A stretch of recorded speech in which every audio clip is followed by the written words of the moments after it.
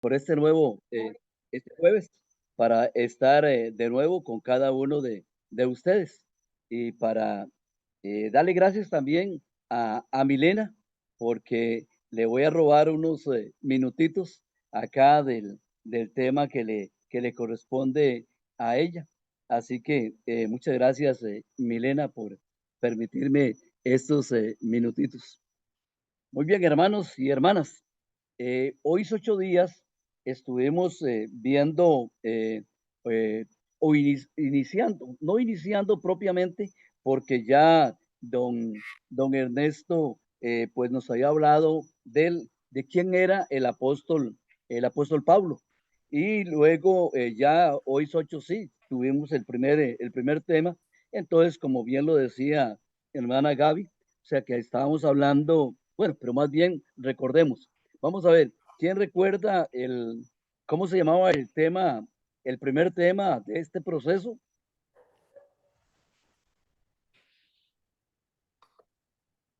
¿Recuerda alguien cómo se llamaba el tema de hoy 8 días? Nueva Nueva noción de noción Dios. de Dios. Qué lindo, ¿verdad? Nueva noción de Dios, nueva noción de Dios. Y yo le pedí disculpas a mis hermanos también Dabar, porque, bueno, ya a lo último, pues el tiempo se acortó y entonces tuve que pegar un poquito de carrera al final. Pero entonces le pedí a mi hermana Milena para que precisamente me prestara estos minutitos. Muy bien, y entonces nosotros habíamos hablado de eso, de esa nueva noción de Dios, de que ya no era un Dios que estaba lejano, no era un Dios que había creado las cosas y después ya se había alejado. Eh, y después entonces estaba una pregunta ahí que la habíamos hecho, en lo que nos dice en la lámina. ¿Es Dios diferente en el Antiguo Testamento que en el Nuevo? Y muchos de ustedes, pues también en ese momento contestaron, ¿verdad? Y ahora les vuelvo a hacer otra vez la pregunta por aquello entonces también de que si hay alguna persona nueva, entonces también hago la pregunta que está ahí, ¿verdad? ¿Es Dios diferente en el Antiguo Testamento que en el Nuevo? ¿Quién quiere abrir el micrófono y, y contestar si es Dios diferente? No es diferente, es el mismo Dios, don Edwin. Muy bien, muy bien. Es el mismo Dios.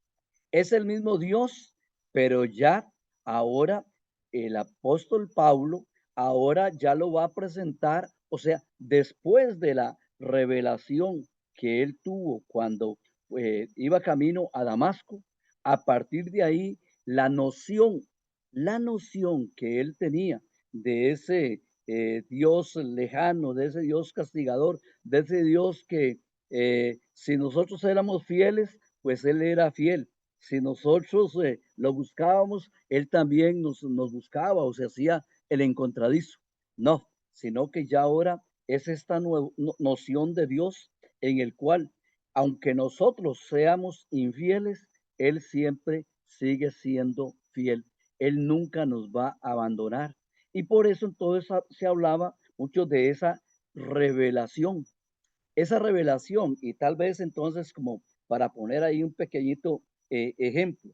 Por ejemplo, si un relojero, si un relojero hace un reloj ahí muy bonito y quizás muy bueno, pero en ese momento pues ya él lo vende porque era para venderlo. Hizo ese reloj y lo muy bonito, muy bueno y lo vendió, pero ya en ese momento el relojero se olvida de ese reloj. Ya está, el que lo compró es cosa de él y punto. Dios, ese Dios con esta nueva noción, no, ese Dios se ha revelado, nos ha hecho, pero Él sigue pendiente de nosotros. Él sigue siempre buscándonos, Él se sigue siempre revelando y por eso acá en la lámina dice, la imagen que Pablo tenía de Dios se enriqueció con la iluminación de Damasco y las continuas revelaciones del Espíritu Santo.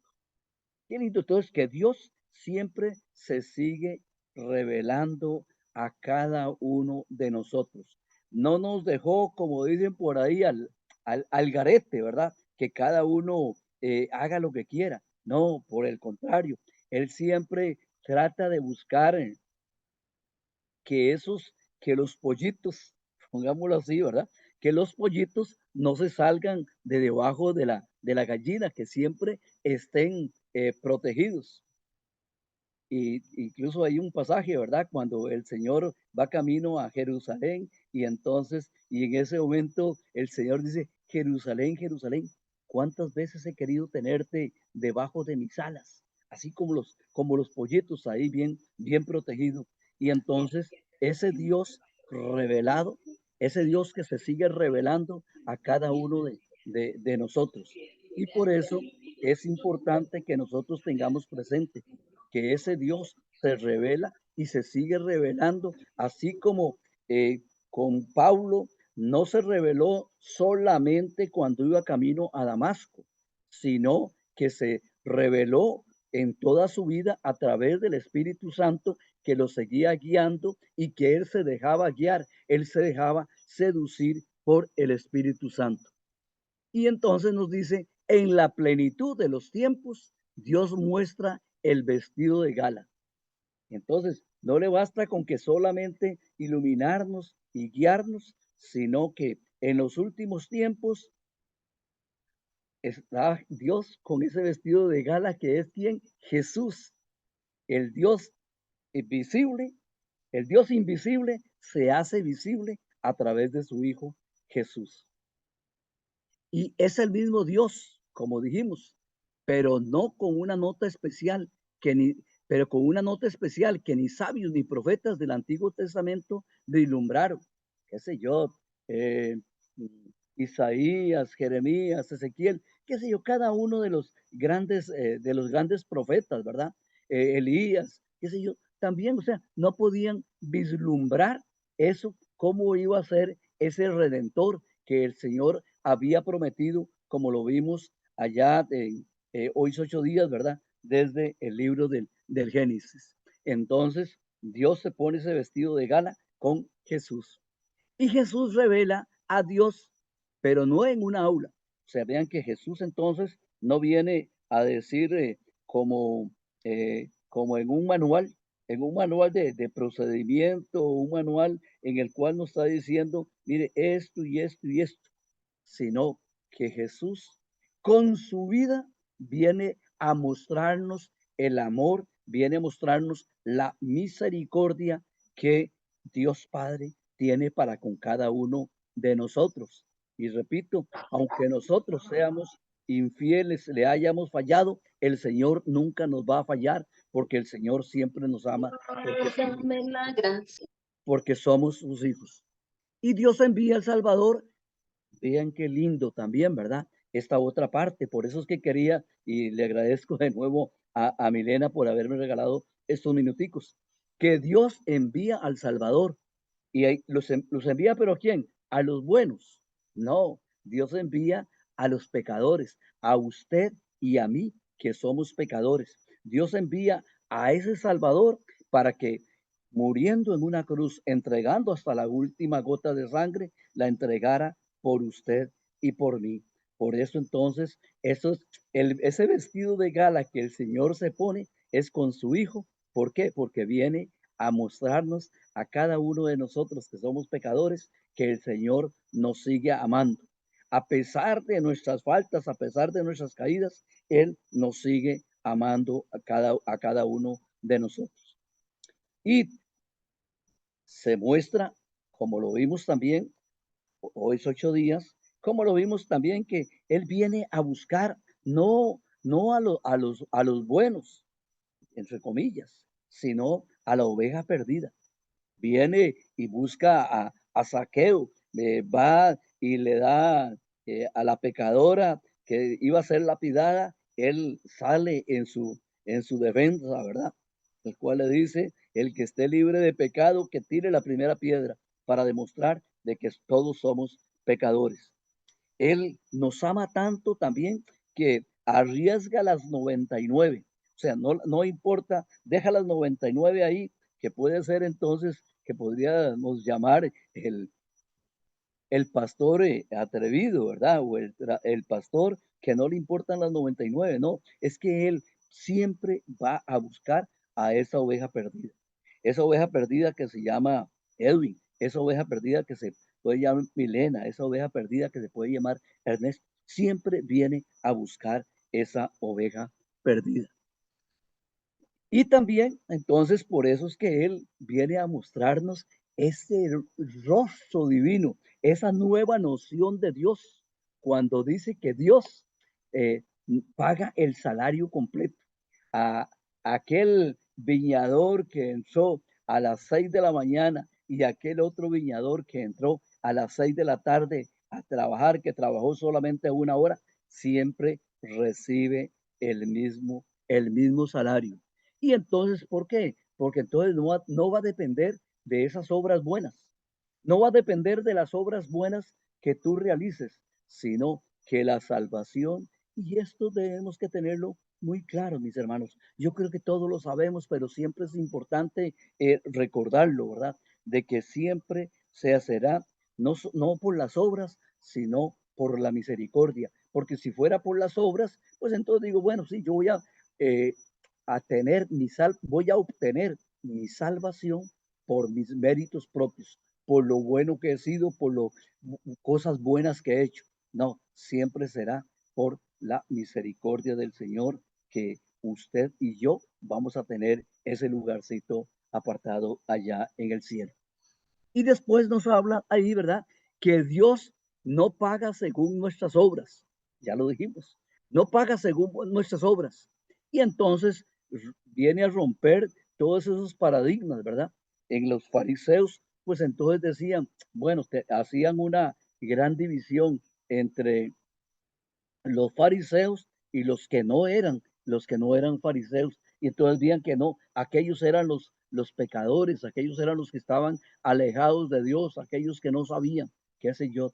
Pero entonces, no, ahí Él no viene a hacer diferencia, sino que Él viene a decirnos, a romper cada uno de esos paradigmas que los fariseos, que los judíos tenían cerca del Señor. Muy bien, y le pido a Milena tal vez si nos pone la última lámina, por favor.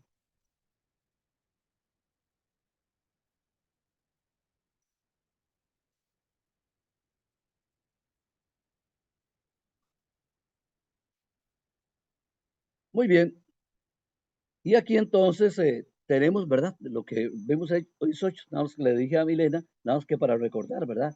Que Dios del Antiguo Testamento y que prácticamente en este símbolo de este árbol, pues entonces ahí está lo que tenemos ahí en el proceso llamado la historia de la salvación, donde nos habla de la creación, lo de los patriarcas de Moisés, de los jueces, de los reyes y de los profetas. Y también entonces que habían ahí 13 fotografías. El hombre, y vean qué importante lo que nos dice aquí en ese punto B, 3 fotografías. El hombre se autopurifica o compensa con sacrificios o sacrificios. O sea, que entonces que se autopurifica. O sea, para ellos entonces, si cometían los fariseos según la ley, según el Antiguo Testamento, entonces también el que como dicen, el que la hace la paga o que yo necesitaba para poder acercarme a Dios, tenía que estar purificado, tenía que purificarme para acercarme a Dios.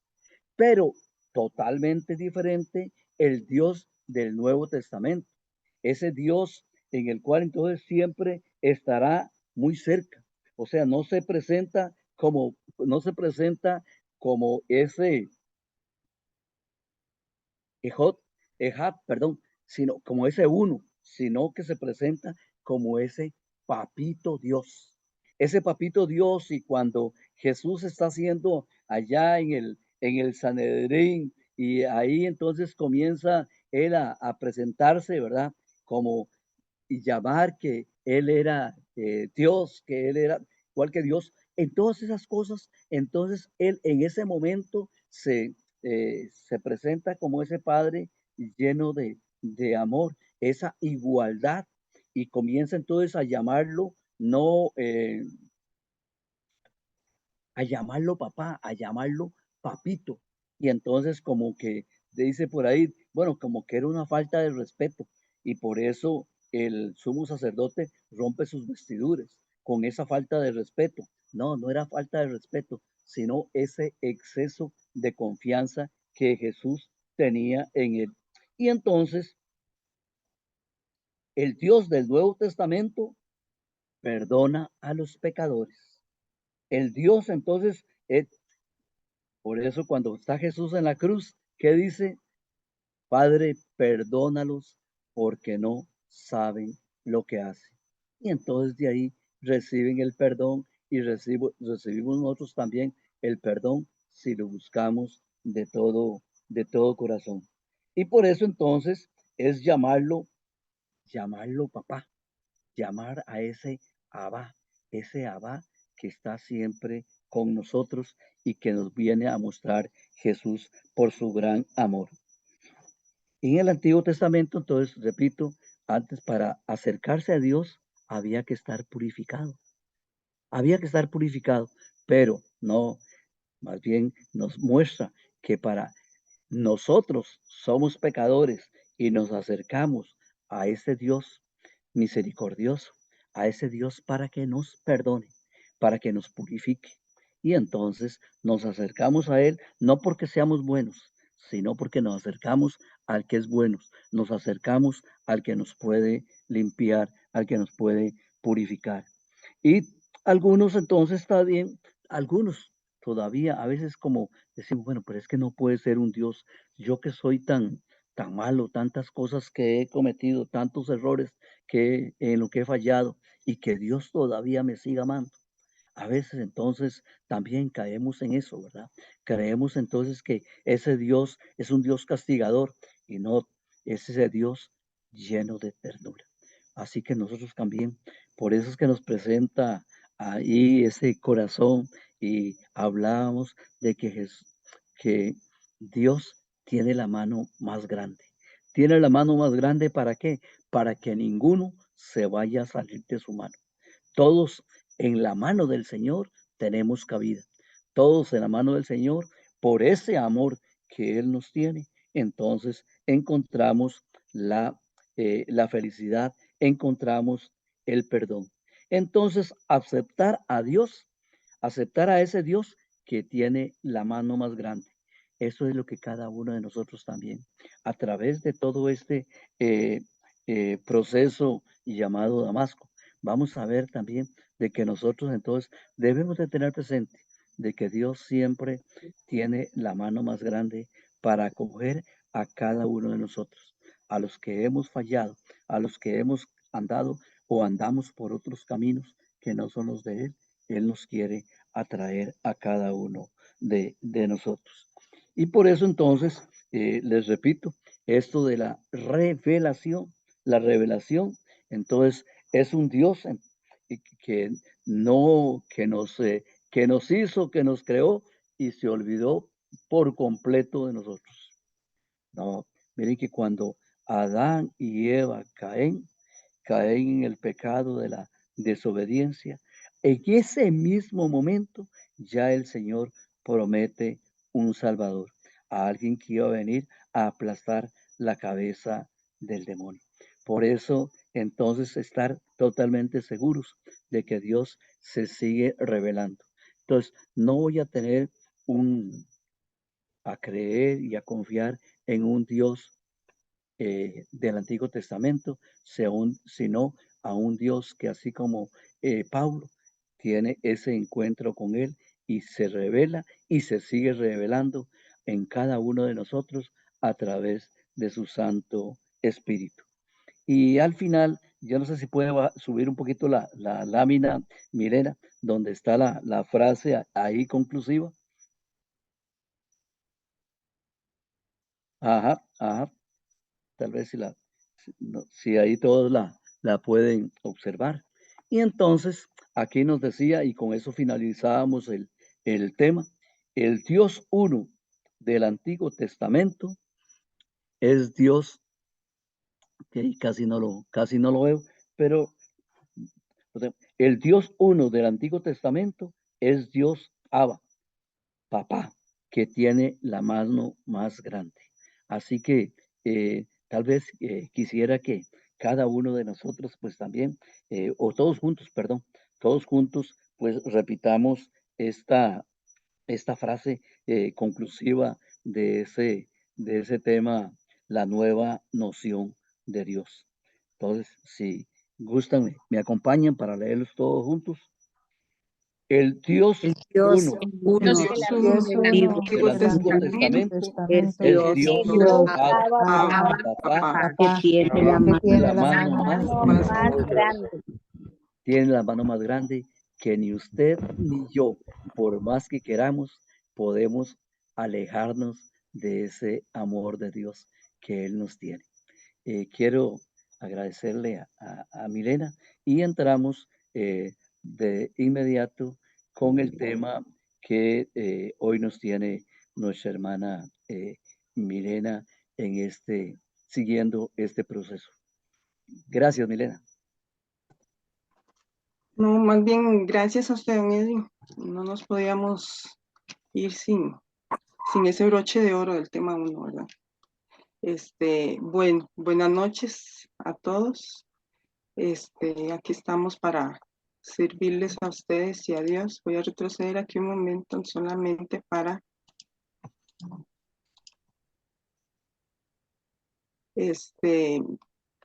hacer mención. Bueno, hoy vamos a hablar sobre el segundo tema, que se llama Nueva noción del pecado. De cómo vía Pablo el pecado antes de Damasco y después de Damasco. Van a ser,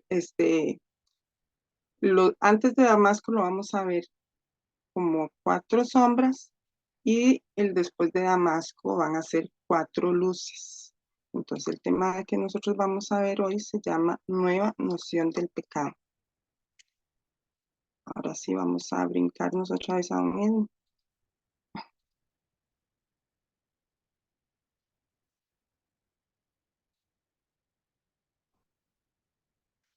Pero antes de adentrarnos de lleno en este tema, quisiera hacer una pequeña reflexión que nos va a ayudar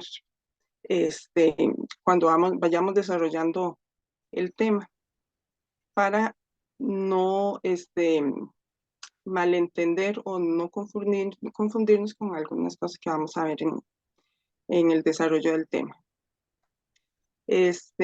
Nosotros durante nuestra vida estamos en movimiento constante. Nosotros estamos cumpliendo metas, tenemos proyectos, tenemos cosas que anhelamos. Siempre estamos en ese movimiento trazándonos proyectos. Por ejemplo, entonces vamos a ver esta pequeña imagen. Por ejemplo, desde chiquitos ya tenemos proyectos pequeños, qué sé yo, empezamos el kinder, empezamos la escuela y nuestro fin cuando entramos a escuela es ganarnos el diploma, es ganar los exámenes, ojalá con buenas notas y nosotros queremos ese título que es el diploma de escuela. Una vez que terminamos nosotros la escuela, entonces, ¿qué pasa? Vamos a la escuela, al colegio, vamos a la universidad. Y escogemos una carrera que es la que nosotros vamos a querer para toda la vida. Estudiamos fuerte en la universidad y ¿cuál es nuestra meta? ¿Cuál es nuestro fin? Nuestro fin es ganar ese título universitario y ser ya titulados en una carrera. Una vez que nosotros ganemos ese título, entonces, ¿qué es lo que sigue? Entonces ya tenemos nuestro título en mano y por supuesto que vamos a querer ejercer esa carrera, ¿correcto? Entonces vamos a tener nuestra oficina, vamos a desarrollarnos y nos vamos a trazar nuevos proyectos. O sea, toda la vida vamos a estar en movimiento y trazando nuevos proyectos. Una vez que estamos ya trabajando, vamos a querer nuestro ahorrito, vamos a querer nuestra casa, los que pueden tal vez un carrito. Y entonces ya viene un proyecto familiar, este, ya tenemos pareja, nos casamos, hijos, y es un constante de la vida. Entonces, ahora bien, a nivel espiritual, en nuestra vida de fe y en nuestra vida espiritual, ¿cuál es mi meta y cuál es tu meta? Preguntémonos cada uno de nosotros, ¿verdad? ¿Cuál es mi meta? Porque nosotros no somos de este mundo, nosotros somos de Dios, entonces, a nivel espiritual, ¿cuál es mi meta? En mi vida, ¿cuál es la finalidad? ¿Cuál es la finalidad de tu vida a nivel espiritual? Pensemos por un momento.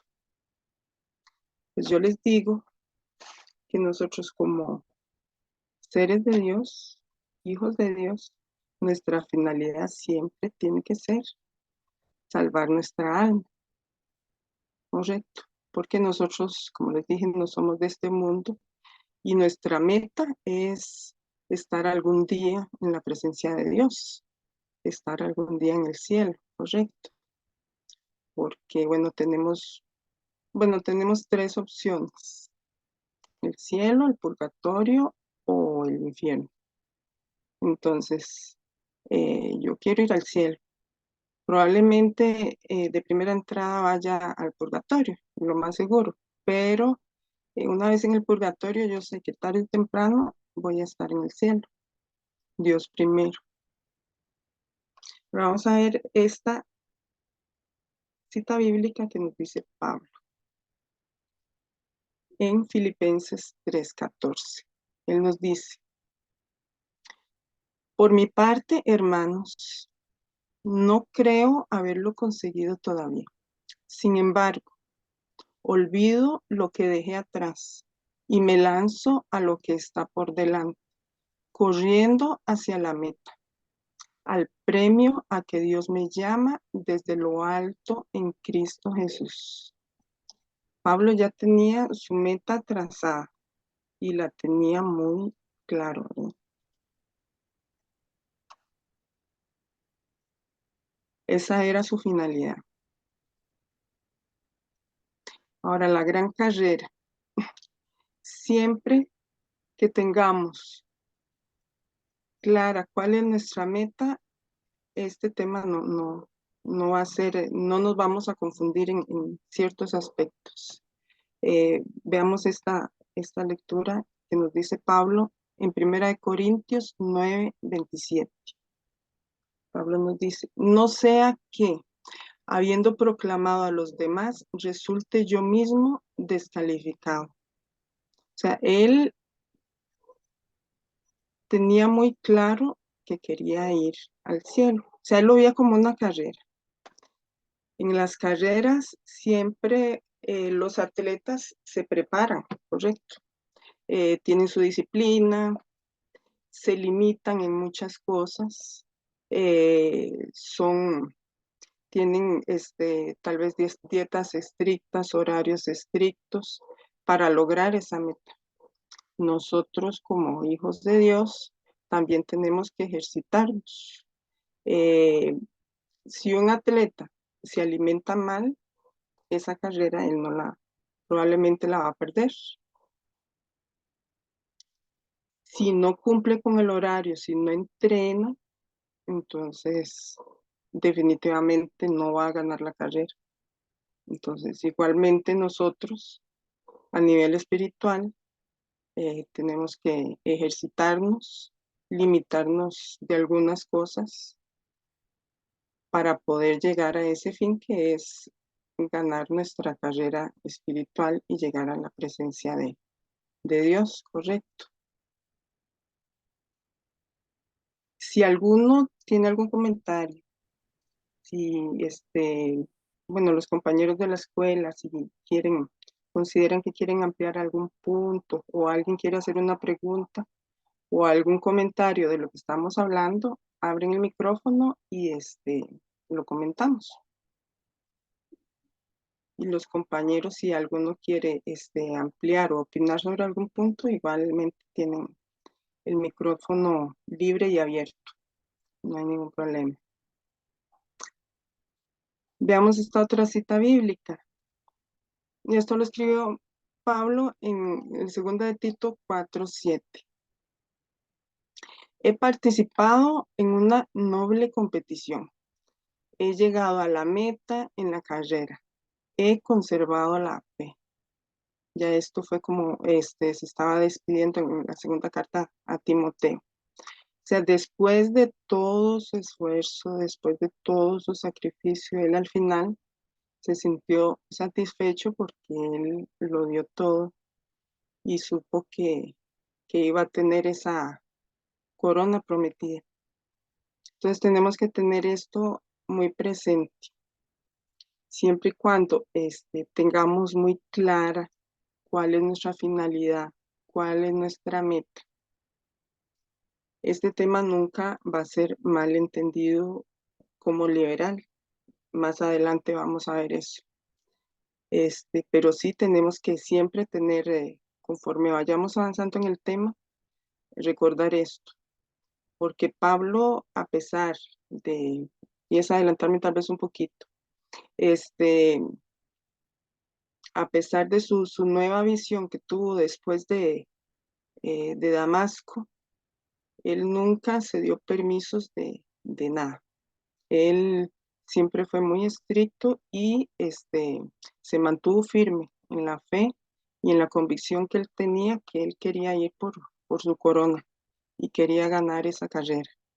Entonces, hay que tener muy, muy presente esa parte. Ahora bien, dicho esto, vamos a entrarnos un poquito y este tema se llama nueva noción del pecado. Entonces, para entrar en el tema, sí veo importante definir o comentar un poquito qué es el pecado. Y esto lo dice el Catecismo de la Iglesia Católica en el numeral 1871. Y dice, el pecado es una palabra, un acto o un deseo contrarios a la ley eterna. Eso lo dijo San Agustín. Es una ofensa a Dios. Se alza contra Dios en una desobediencia contraria a la obediencia de Cristo. Y también esto que me pareció muy apropiado, digámoslo así, esto lo escribió el padre Lorín en el libro que se llama Para Salvarte. Dice, el pecado está en la no aceptación de la voluntad de Dios más que en la transgresión material de la ley. O sea que no es tanto lo que está escrito o lo que estamos fallando en lo que está escrito, sino a quién ofendemos o a quién le estamos negando. Este tema se llama nueva noción del pecado. O sea, Pablo ya él conocía la noción del pecado, una noción del pecado. Lo que sufrió en él fue una transformación, más que una transformación, fue una revelación. Entonces, Esta nueva noción, como les dije anteriormente, no dio puerta libre a que Pablo hiciera lo que a él le pareciera. Siempre exhortó a la corrección de los pueblos, de las comunidades. Y aquí vemos que, o sea, no hay que irnos al, por la transgresión de lo material, que es la ley, sino a quién le estamos fallando. Nos vamos a dar cuenta de cómo la luz de la salvación brilla más intensamente en las tinieblas de mi pecado, en las tinieblas de tu pecado, porque bueno, donde abundó el pecado, sobreabundó la gracia, y eso lo vamos a ver igualmente más adelante. Entonces, ya teniendo estos puntos claros,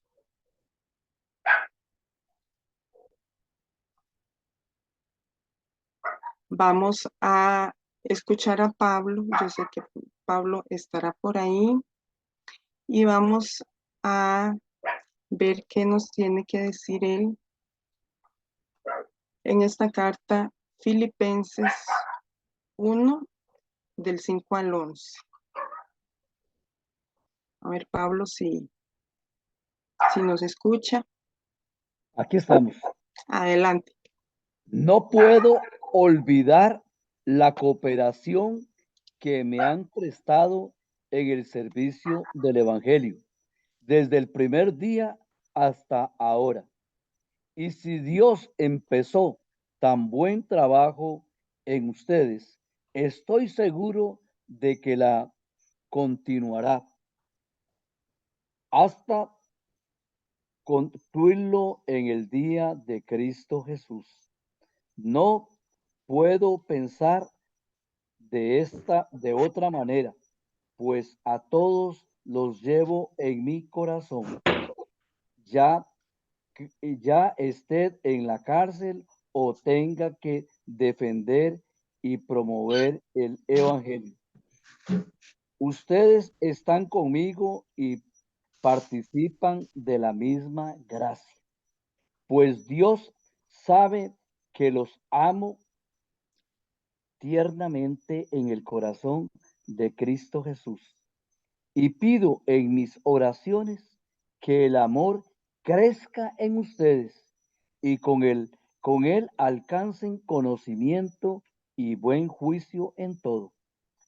Así sabrán reconocer lo que conviene en cada momento y caminando con rectitud llegarán sin tropiezo al día de Cristo, llevando como fruto maduro con santidad que procede de Cristo Jesús para gloria y alabanza de Dios.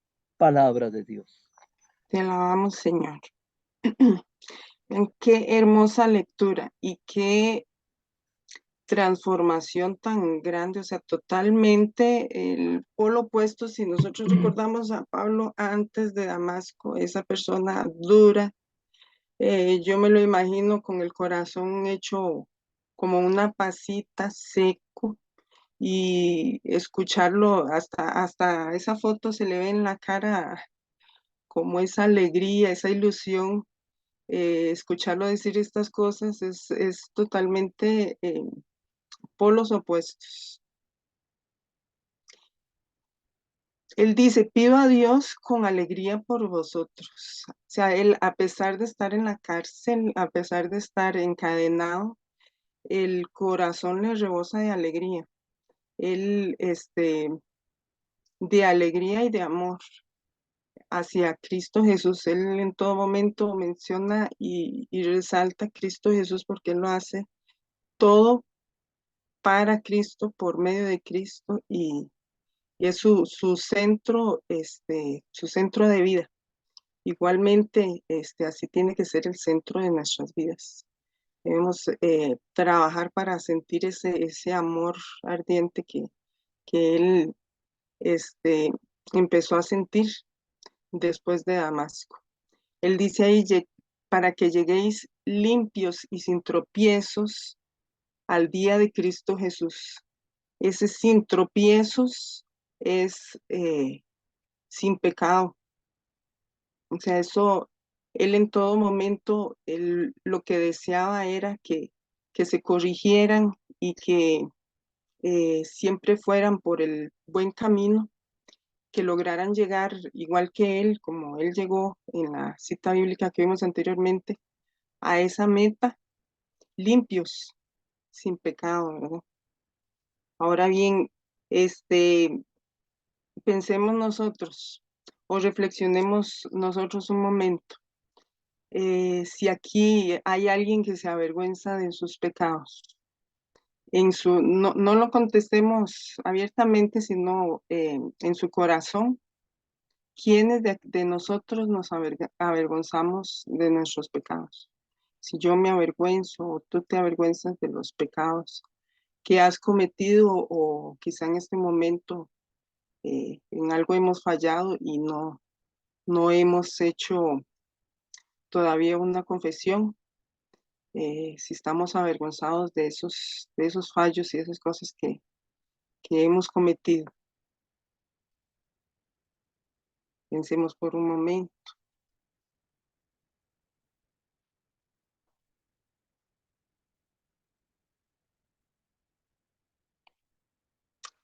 Ahora bien, ustedes se imaginan, eh, recuerden esta cita, lo que nos dijo Pablo hace un momento. Ustedes se imaginan qué hubieran dicho los fariseos si lo hubieran escuchado decir esto, los compañeros de grupo, los fariseos, qué hubieran dicho al verlo en la cárcel dando gracias, alabando a Cristo. Probablemente, lo hubieran criticado. A Pablo le costaron críticas y le costó persecución. Persecución tal vez de sus propios compañeros y muy probable críticas al inicio de los apóstoles y los seguidores de Jesús, porque unos lo rechazaban, los otros lo perseguían. No fue nada fácil al principio para Pablo convertirse. No fue todo color de rosa, ni él lo hizo todo por amor a Cristo, por amor a Jesús, pero el camino no fue nada fácil, de principio a fin. Al principio quizá mucho más duro, pero ya al final, igual duro, pero por lo menos ya tenía el apoyo de lo que era la comunidad cristiana en ese momento. Este tema igualmente nos puede liberar de tantos pesos y complejos de culpa. ¿Cómo puede ser excusa para un liberalismo? Y por ahí que hice la evocación al principio. Entonces, en el sentido de que siempre recordemos eso, este tema nunca va a ser visto como liberal. Liberar, para entender un poquito, liberar es como quedar libres de un peso, de un yugo, de algo que nos somete. Es como sentir ese alivio de que ya me liberé de una u otra cosa. Liberal es muy diferente. Es como hacer las cosas que nada tiene límite, que nosotros podemos hacer lo que nosotros queramos y todo va a estar bien. Pero no, ahí estamos muy equivocados y nosotros no podemos ver este tema de esa manera. Pablo sí tenía muy claro él era su camino y por eso él lo comparaba con esta carrera, porque él siempre se ejercitó, por decirlo así, se ejercitó en las virtudes, en este, luchar contra el pecado y exhortaba y siempre no reprimía, o sí, la palabra se puede decir reprimir, reprimía a los de la comunidad, los exhortaba a seguir en el camino recto y a evitar el pecado.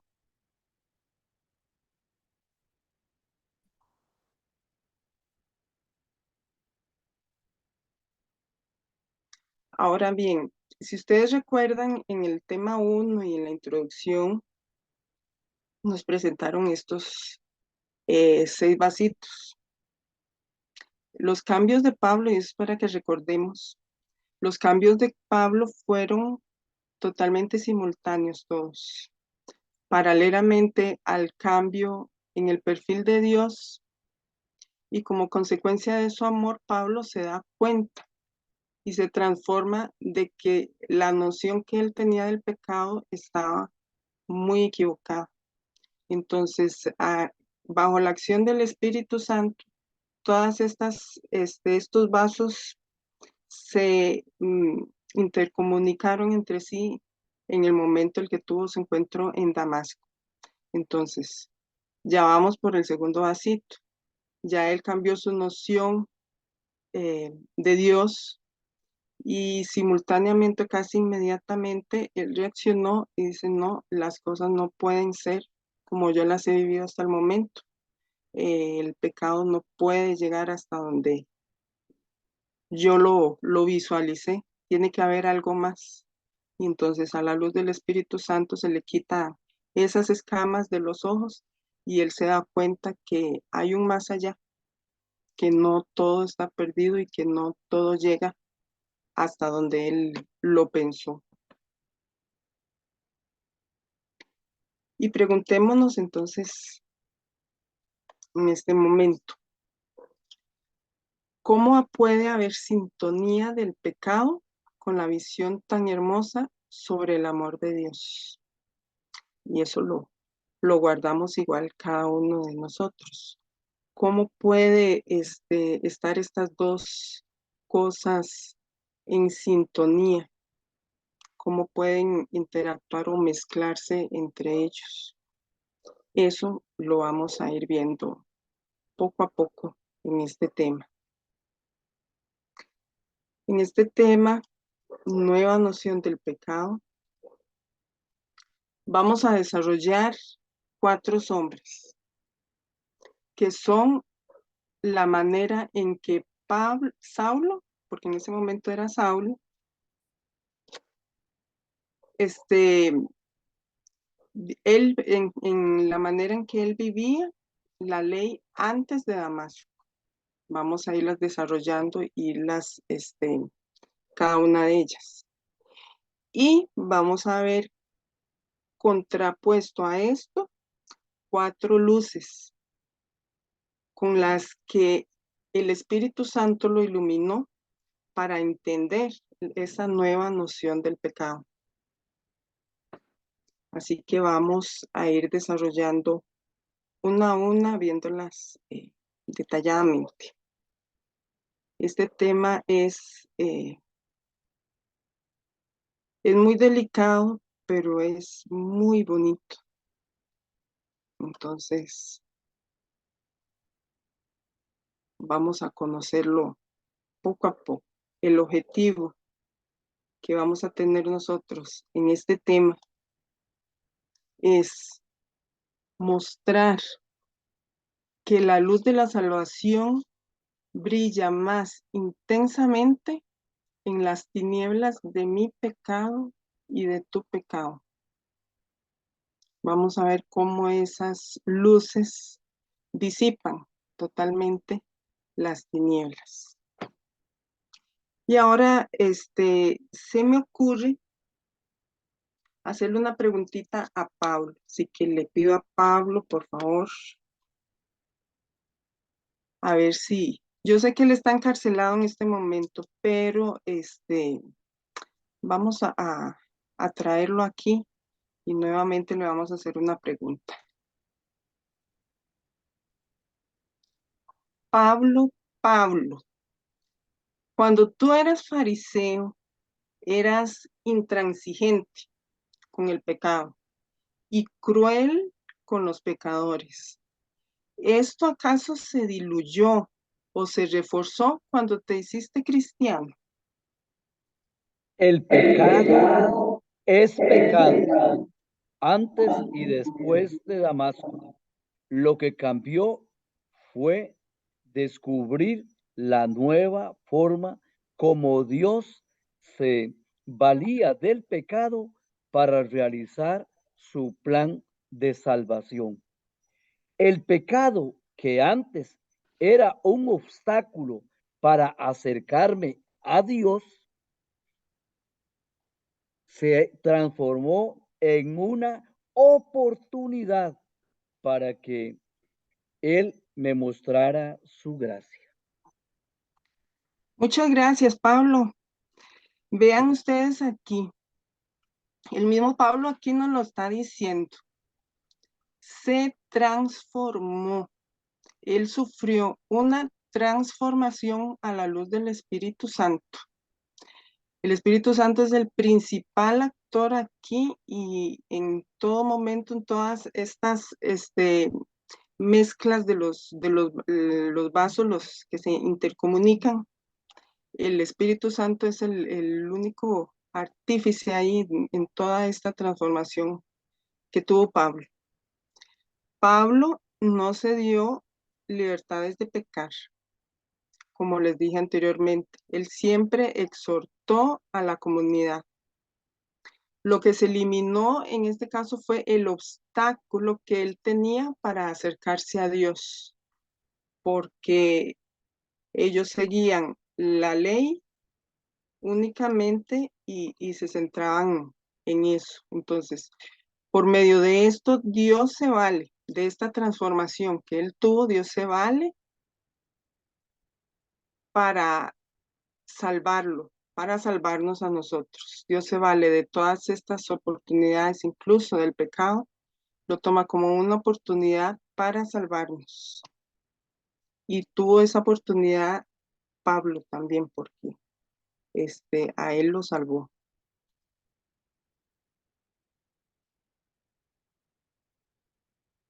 Veamos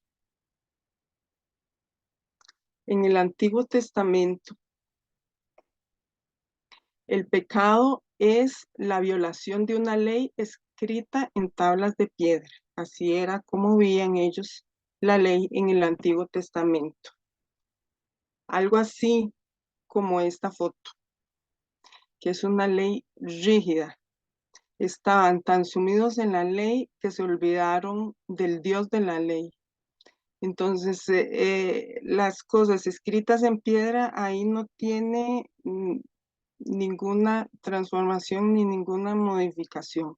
Así como se escribió, así era como tenía que cumplirse. Como decía en alguna cita, no sé si en la parte de Moisés, lo que está escrito, escrito está. No sé si en alguna parte de la Biblia creo que se hace mención. Una vez escrito en la ley, no había cambio ni había modificación.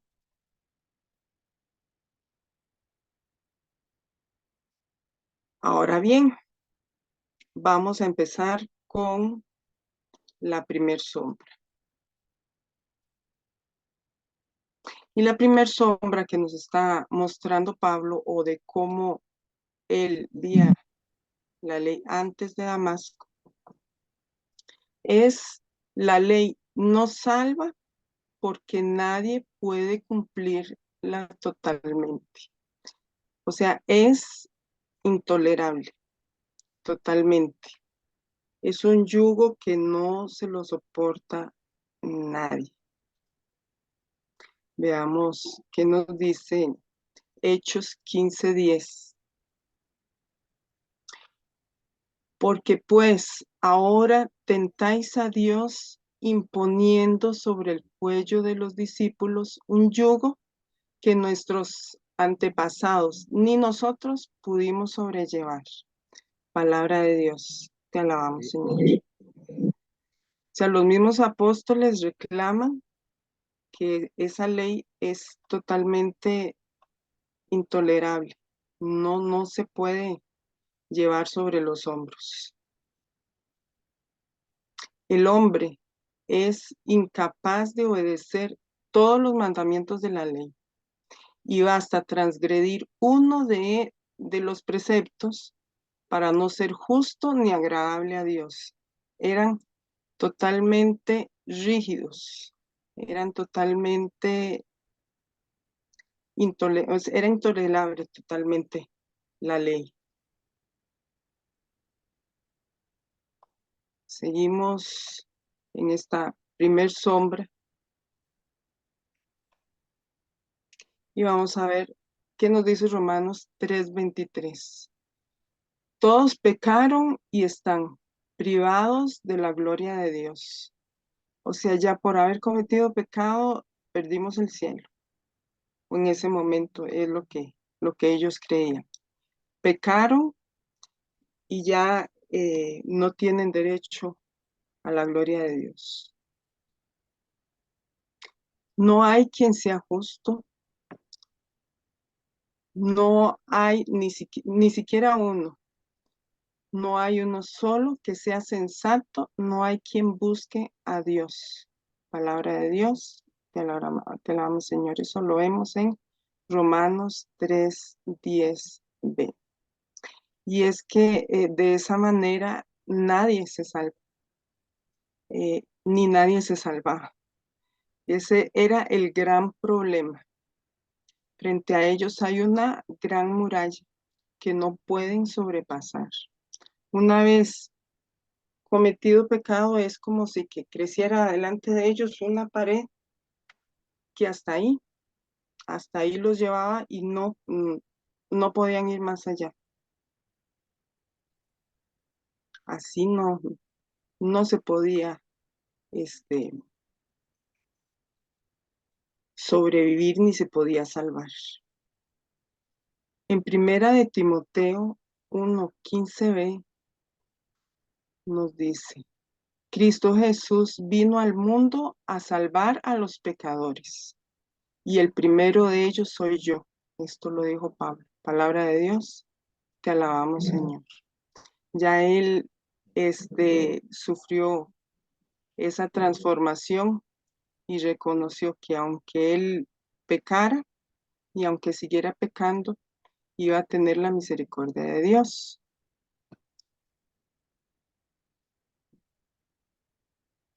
Y en Romanos 7:15 nos dice: realmente no comprendo mi proceder, pues no hago lo que quiero, sino lo que aborrezco.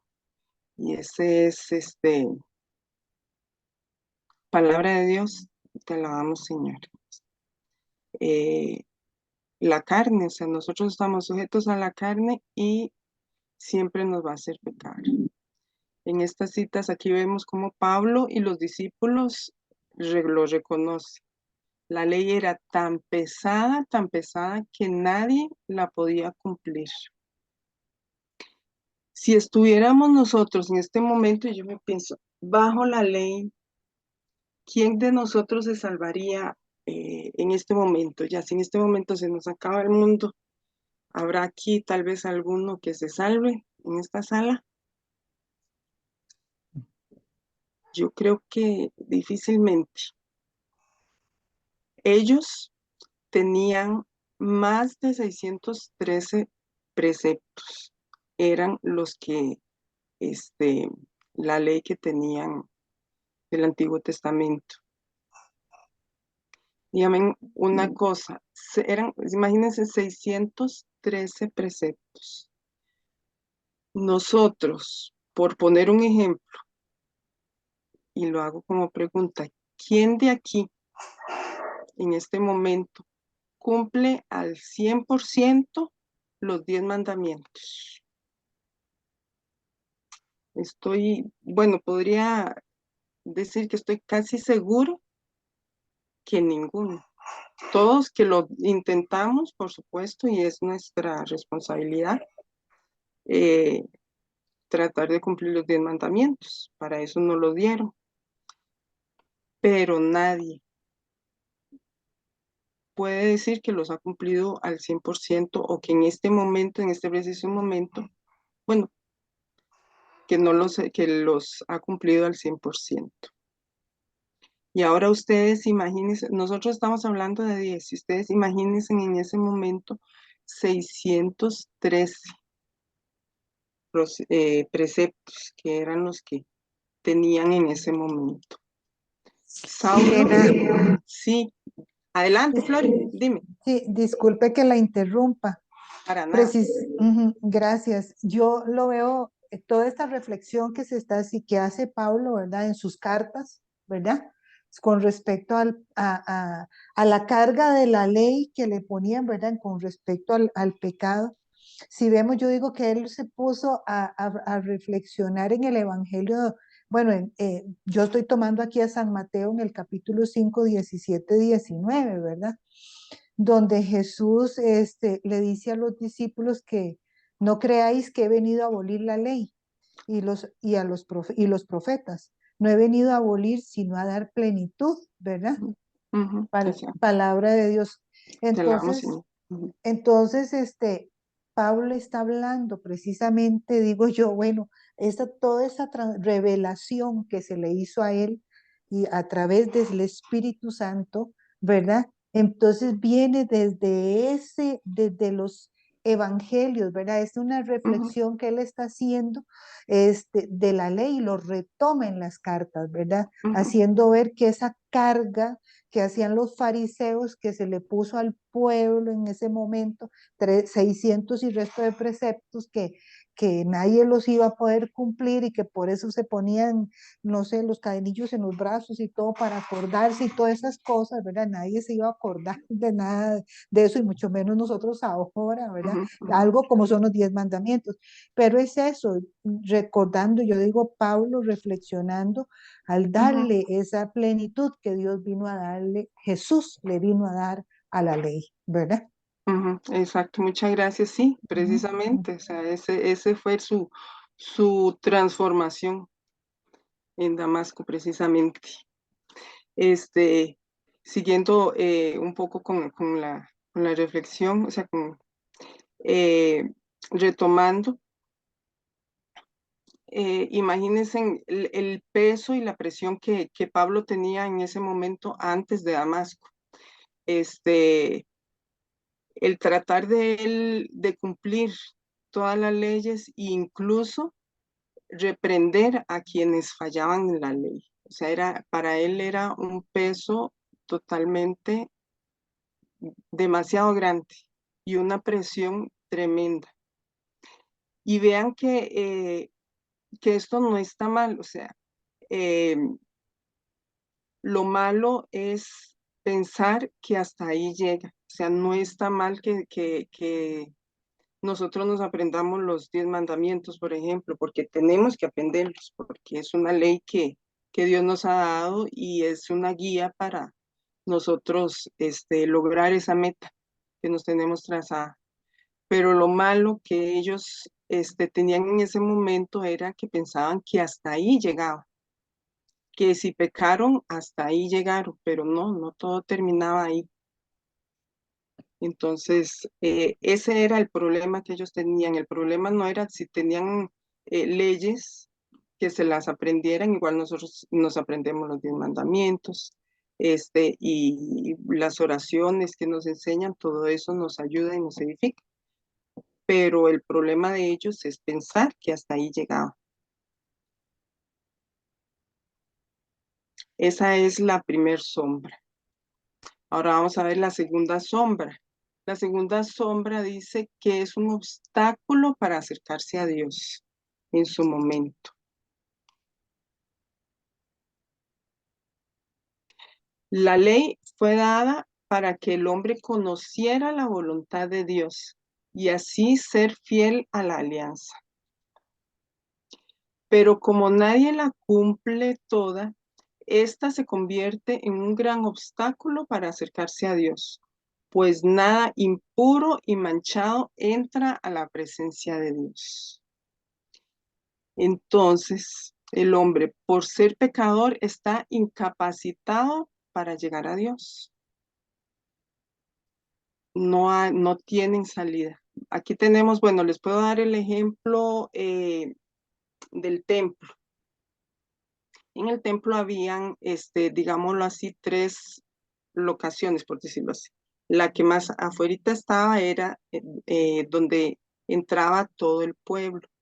Había un segundo lugar que era donde estaban los sacerdotes, y al lugar santísimo, que era donde estaba el Dios, entraba única y exclusivamente el sumo sacerdote.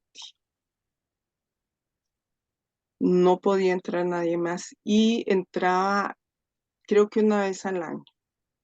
Eso es como, imagínense ustedes en este momento que ninguno de nosotros tuviera acceso al Santísimo. Aquí en Costa Rica, bueno, sería probablemente el arzobispo, el único que podría entrar al Santísimo, y si al caso una vez al año. O sea, ¿cómo nos sentiríamos nosotros, verdad? Es nuestro consuelo y nuestro alimento. Así eran ellos, o sea, no podía entrar nadie que no fuera el sumo sacerdote. La única manera de acercarse un poco era ser fiel absolutamente en todo. Y aquí vamos a ver esta analogía. Imagínense acá, vean esta foto. Imagínense a 2 borrachitos, esos son 2 borrachitos que están en un bote. Después de una noche de copas en el bar, van y de madrugada se suben al bote porque tienen que pasar al otro lado del río para llegar cada uno a sus casas. Entonces, se suben al bote y comienzan a remar y remar y remar. Eso es de madrugada, y llegando el amanecer, ya exhaustos, cansados, en su último esfuerzo, vuelven a ver y se dan cuenta que no se han movido para nada. O sea, porque en la barca había una cuerda que estaba amarrada al árbol que no la dejaba moverse. Imagínense ustedes qué desilusión.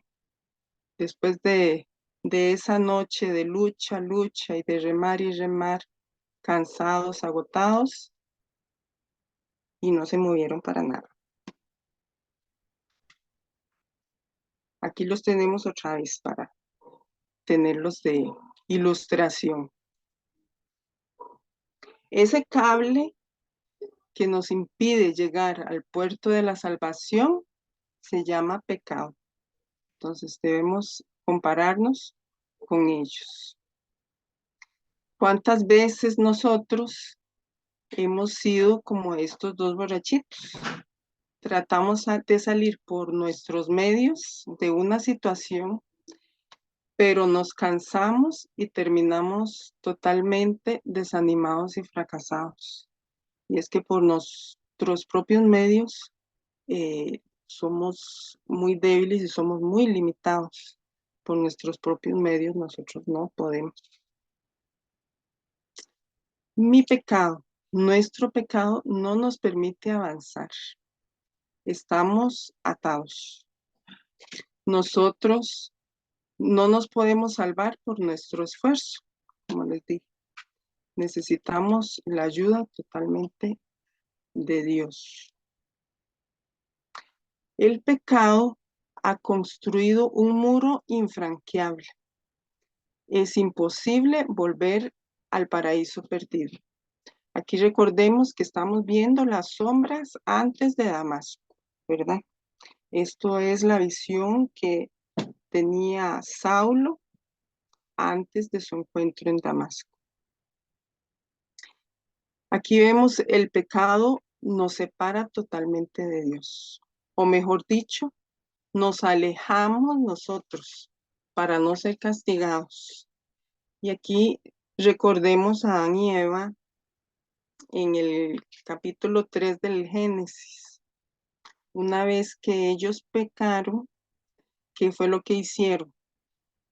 Ellos se escondieron, ¿verdad? Entonces Dios fue el que salió a buscarlos y les dijo, ¿dónde están?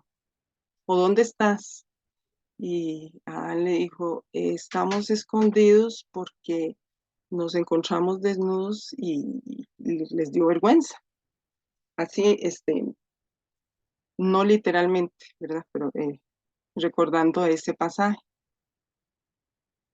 Entonces, una vez que se comete el pecado, viene la vergüenza y viene y nos escondemos y nos alejamos de Dios. Eso es, y me recordaba a mí como cuando uno estaba joven, tal vez alguno eh, recordará o habrá tenido la experiencia.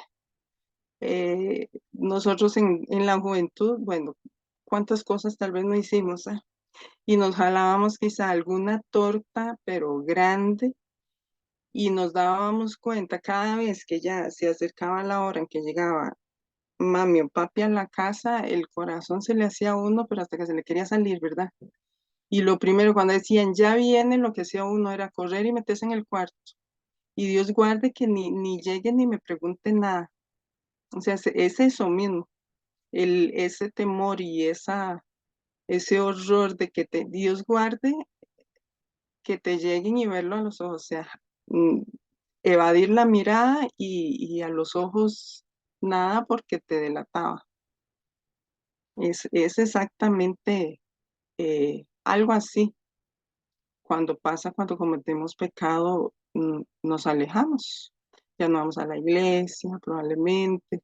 Eh, Irse a confesar da miedo de que quizá el padre te regañe o que en su momento, ¿verdad? En aquel momento, de que eh, de la vergüenza de decir lo que uno hizo. Y es que si pensamos bien los pecados más negros, o los más oscuros, se hacen de noche, ¿verdad? Muchos pecados que son fuertes, los hacemos de noche en la oscuridad. Y me pregunto yo, ¿será quizá que pensamos que Dios no nos va a ver o no se va a dar cuenta cuando Él se da cuenta absolutamente de todo? Entonces, esa es la segunda sombra, sentir que no nos van que Dios no nos va a perdonar, o en ese caso de jóvenes, que papi me va a castigar, que me va a regañar, que quién sabe qué me va a decir, o depende de la edad que me va a pegar. Entonces es ese obstáculo que tiene uno para acercarse, ¿verdad?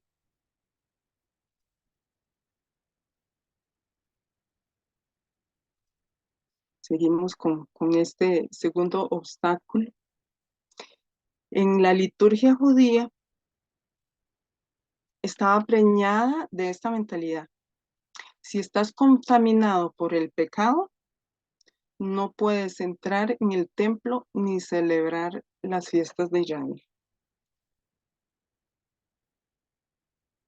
Había que purificarse antes de entrar al templo. En el templo solo entraba el sumo sacerdote, como lo vimos anteriormente.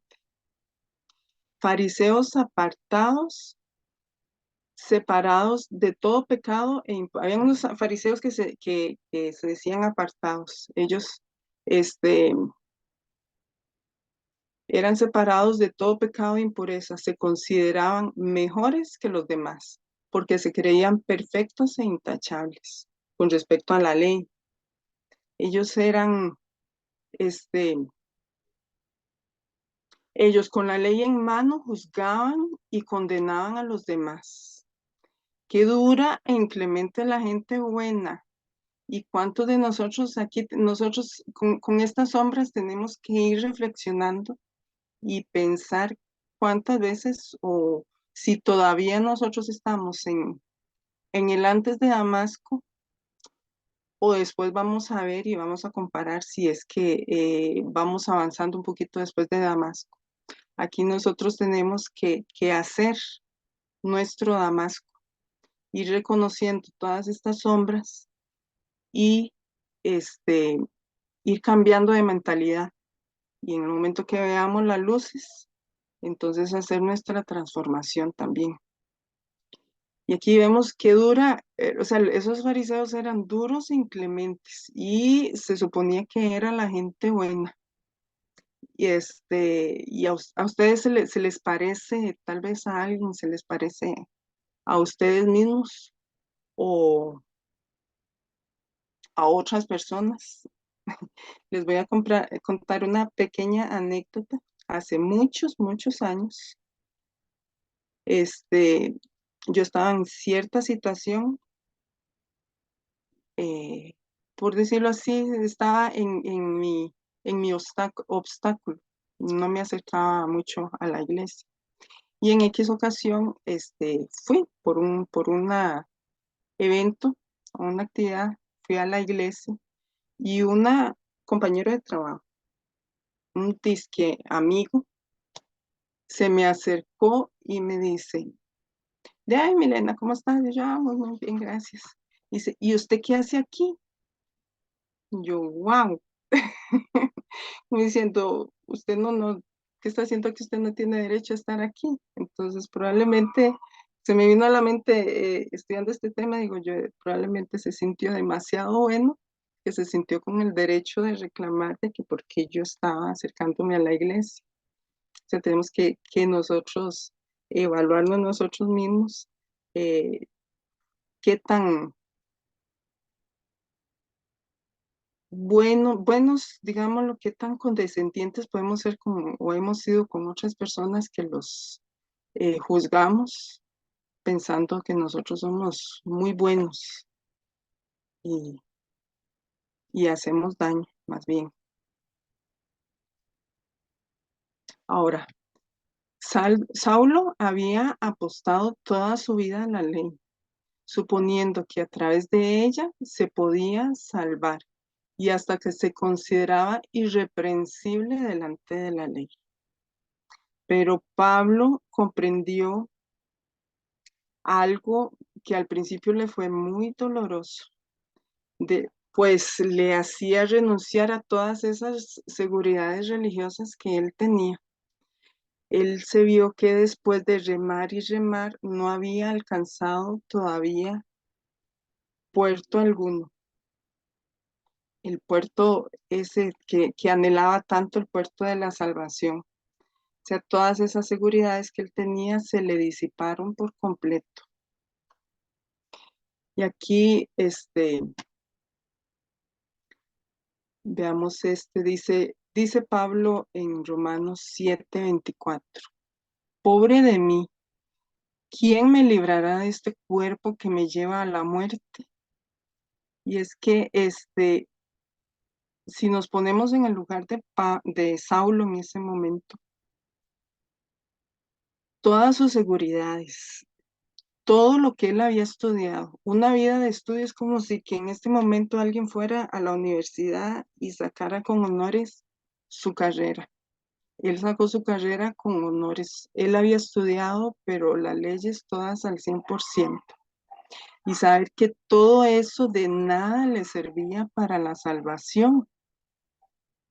Estuvo reme y reme toda la vida y al final se dio cuenta que no iba a conseguir lo que tanto anhelaba. Ustedes se imaginan la frustración que sintió por un momento. O sea, cómo se sintió él en esos momentos.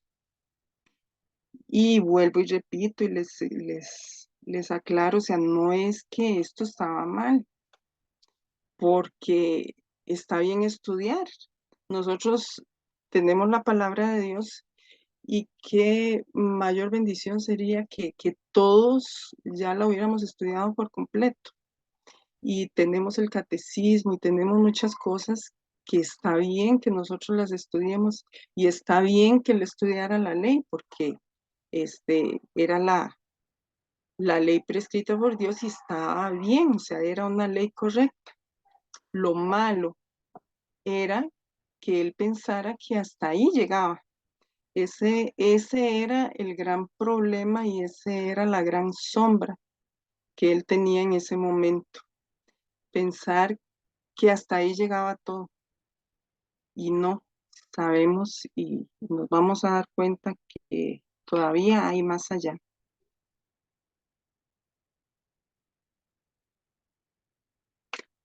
Ahora vamos a pasar a la tercera sombra. Esta tercera sombra nos dice que la ley provoca la transgresión del precepto. ¿Qué significa esto? La ley provoca la transgresión. Vamos a ver en Romanos 7:7. Dice, yo no había conocido el pecado si no hubiera sido por la ley. Seguro que yo habría ignorado qué es la concupiscencia si la ley no dijera, no te des a la concupiscencia. Palabra de Dios, te alabamos, Señor. Eso nos lo dice en Romanos 7:7b. Y es que en cuanto se prohíbe algo, brota de forma automática el deseo de traspasar esa ley. Y en eso, todos eh, estamos expuestos. Ahorita, bueno, yéndonos muy, muy, muy, muy atrás, los chiquillos antes, este, en nuestro tiempo de juventud, yo nunca lo hice, pero sí vi que chiquillos lo hacían cuando habían los timbres en las casas. Se sabía, ok, el timbre es para cuando llamar a la gente de la casa. ¿Y quién no hizo? No sé si aquí habrá gente que venía uno de la escuela y ¡pum! Tocaba el timbre y zafaba en carrera. Eso estaba mal hecho, no, no sabía que eso no había que hacerlo, pero por solo el hecho de saber que no se hace, entonces viene la espinita. Y viene, por ejemplo, el eclipse ese tan hermoso que vimos la semana pasada. ¿Qué nos dijeron en las noticias? No vean el eclipse directamente porque se van a dañar los ojos. Ese día yo andaba en Cartago y lo primero que me acordaba era, no tengo que volver a ver porque me dañan los ojos. Pero solo el hecho de pensar, no tengo que volver, entonces ya uno, uy, quiere volver a ver. Lo logré, no volví a ver. Tuve que pedir lentes prestados por ahí para ver el eclipse.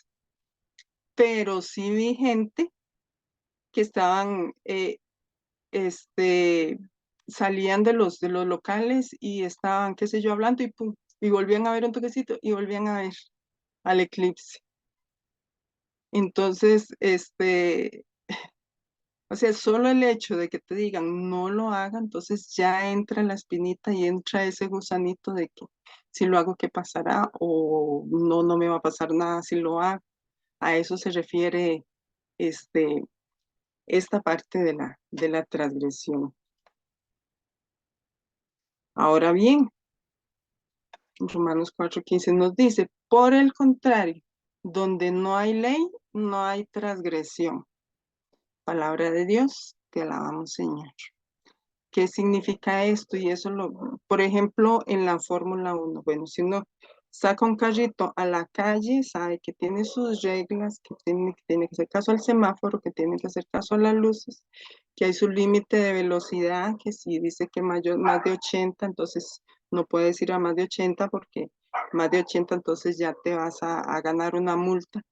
Pero ¿qué pasa con las competiciones de Fórmula 1? Ahí entre más bien el que va más rápido es el que gana. Ahí no hay límite de velocidad. Entonces, por lo tanto, nadie transgrede ninguna ley porque esta no existe. Entonces, eso es lo que nos dice esta tercer sombra. No tenemos, o sea, y no, vuelvo y repito, no es que está mal, lo malo es pensar que hasta ahí llega, que ese era el problema de la sombra. Este, Pensar que se transgredió la ley y ya, caímos.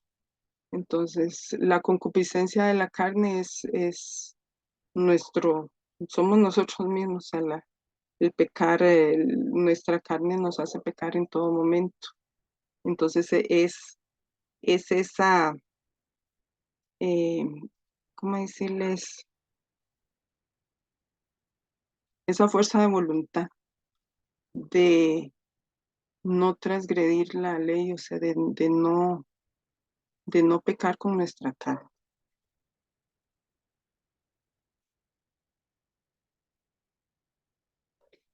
Y vamos a ver la cuarta sombra, vamos a ver si nos da chancecito para terminar con las 4 sombras hoy y dejar el broche de oro para la siguiente semana, que van a ser las 4 luces.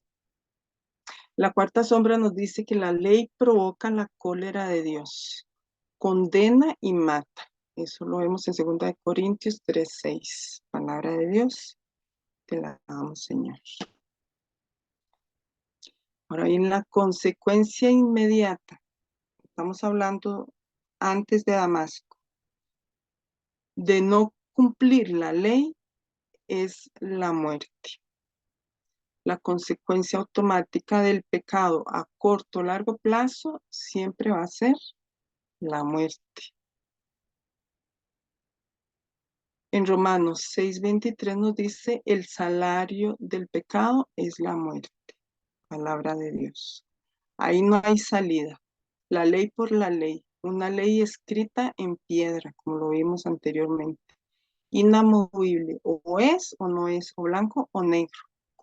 Y aquí recordando, ustedes recuerdan la cita bíblica del fariseo y el publicano. Eso lo vemos en Lucas 18:9-14. No lo vamos a leer, pero para recordar un poquito que el fariseo estaba de primerito en la fila y él decía, gracias Señor, porque no soy como este. O sea, esa arrogancia de decir gracias Señor, o sea, ya con solo decir eso ya cometió pecado. Y por el contrario, el publicano que estaba de último, que no levantaba la vista y pidiéndole perdón a Dios, que no se creía digno de acercarse al frente, este, porque, porque había pecado. Entonces, uno u otro, uno pecó de una manera, otro pecó de otra manera, y ninguno de los dos se salvaba. Aquí vemos otra cita bíblica, la letra, o sea, la ley mata. Palabra de Dios, te alabamos, Señor. Y eso lo vemos en 2 Corintios 3:6. Era totalmente tremendo. Entonces, si la cumplo, me glorío en mí mismo con una soberbia espiritual, como lo hizo el fariseo. Además, condeno a quienes no la cumplen, que era el publicano que estaba atrás. Y si no la cumplo, me condena y tengo complejos de culpa, que era lo que estaba pasando el publicano.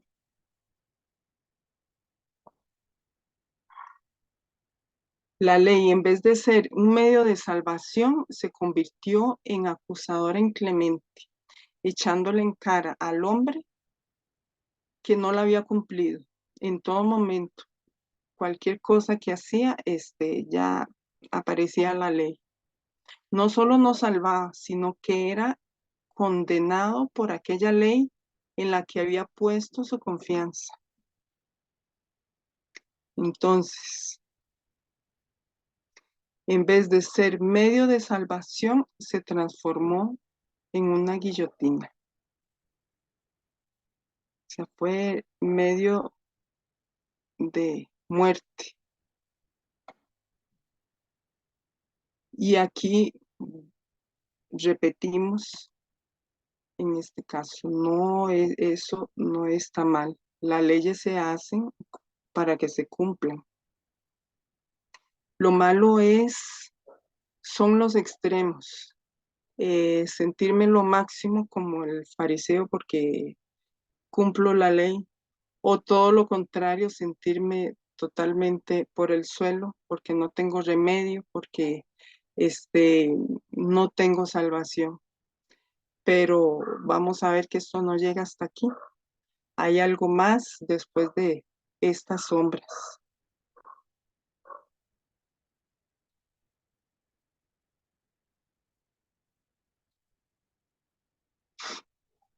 Continuamos con esta cuarta sombra y nos dice: la ley, gracias a Dios, fracasó rotundamente como medio de salvación, pues de otro modo habría hecho innecesaria la obra de Jesús Salvador. Porque gracias a esto fue que Jesús vino por nosotros. La ley dada para la felicidad, porque la ley fue creada para que nosotros fuéramos libres y fuéramos felices, se convierte en un cruel verdugo que mata. No hay salida del túnel. Nadie puede soportar la presión de estar bajo la ley. Jesús no vino a abolir la ley, viene a darle plenitud, como nos lo dijo ahora hace un rato la compañera. Él vino a transformarla y por medio de la ley nos vino a transformar a nosotros. Entonces nosotros incluso humanamente tenemos nuestras leyes y tenemos que cumplirlas. Pero ese concepto que tenían antes en el Antiguo Testamento sobre los fariseos de la ley estaba totalmente errado y Jesús vino a transformar eso y a enseñarnos el verdadero concepto de la ley. Las sombras del pecado se han convertido en densas tinieblas, donde no hay ninguna esperanza. Ok, aquí terminamos lo que son estas cuatro sombras. Tenemos que tener presente esto y recordar que esto es antes del Damasco, esto es como lo veían los fariseos y como lo veía Saulo antes de tener ese encuentro y esa transformación. Ahora bien, vamos a recordar así rápidamente cuáles son esas cuatro sombras. Tenemos la primera, que es: la ley nos salva porque nadie puede cumplir totalmente. Es intolerable. Es un yugo que no lo soporta nadie. La segunda sombra, que es un obstáculo para acercarse a Dios. Es eso que si nosotros pecamos ya nos creemos o pensamos que somos indignos, ya no hay manera de alcanzar a Dios, incluso nos escondemos para que Él no nos encuentre. La tercera sombra, la ley provoca la transgresión del precepto. Es esto que cuando nos dicen que no tienes que hacer algo, entonces casi que en automático se te graba en la mente y tienes la tentación y tienes el impulso de hacer aquello que te dijeron que no hicieras. Y la cuarta sombra, que es: la ley provoca la cólera de Dios, condena y mata. Pero viene Cristo Jesús y nos dice que Él viene a transformar esa ley. Entonces, a partir de en la próxima semana nos vamos a dar cuenta cómo vino Él a transformar y esa transformación que tuvo Saulo en Damasco. Aquí tenemos, bueno, tenemos esta semanita igual para que nosotros meditemos y reflexionemos y pensemos nosotros en qué momento estamos nosotros o cuál de estas sombras todavía tenemos nosotros en nuestro corazón o estamos viviendo o pensamos que sentimos ese yugo o nos creemos tal vez indignos quizá de pedir perdón o que Dios no no nos va a perdonar tal vez alguna falta grave que tengamos. Pensemos porque la idea es que nosotros vivamos nuestro Damasco también. Entonces que una vez que veamos esas luces que vamos a ver la próxima semana, ellas nos transformen a nosotros también y vivamos un nuevo Damasco y que Dios y Jesús nos transformen y sigamos en este proceso de ese encuentro de Damasco con los temas que vienen posteriormente, que cada vez son mejores, de eso no sé qué, no quepan duda.